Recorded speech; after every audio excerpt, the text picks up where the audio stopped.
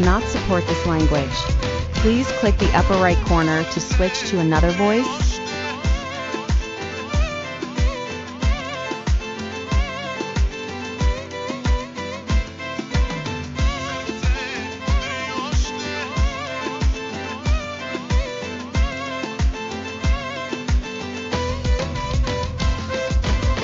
Сърце удри още с късмет или без, като за последно ще живея днес.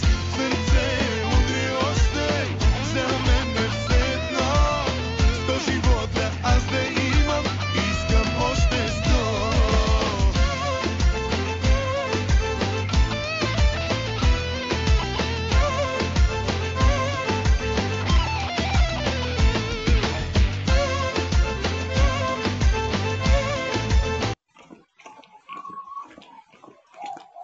А сега да чуем кой е най-големият бакшиш, който певицата Петра е изваждала през цялата си кариера. Си изваждала 300 хиляди. Кой беше този, който ти ги даде? Имаше едно лошо момче. Той се отиде за жалост. Кой е той? Жоро Илиев. Жоро Илиев ти е дал 300 хиляди. Да. И 3 златни пръстени. За няколко часа пеене. Да, по-скоро няколко песни. Той стоя, държа ми коленете през цялото време. Той много харесваше гласа ми. Те са актуални и до ден днешен, защото те са на социална тематика. В тях има сарказъм, има гротеска политическа сатира. Това са парчета, които са написани преди времето си. Песента Командира. Да. Тя за кого е писана? Иван Костов. Машинистите, парашутистите пееха на глас. Мисля тук при вас. Кой се че, кой кеш, нека ходи пеш. Ориент експрес спира тука днес. Всеки бизнеса предаде, на почивка се отдаде. Дансинга бе в нашето купе. Командира на вагона беше грабнал микрофона и не искаше за миг да спре.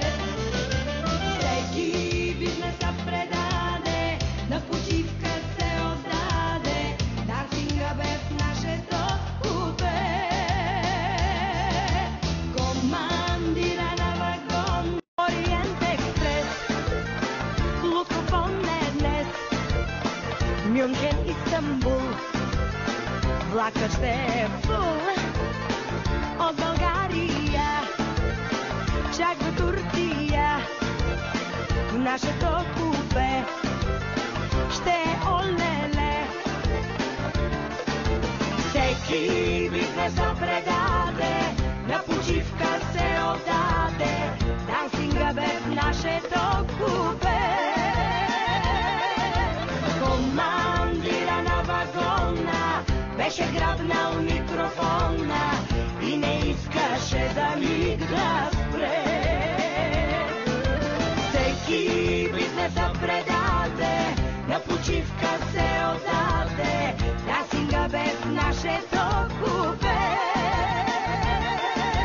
Командира Ориент експрес, Лукофон е днес. Мюнхен, Истанбул, влакът ще е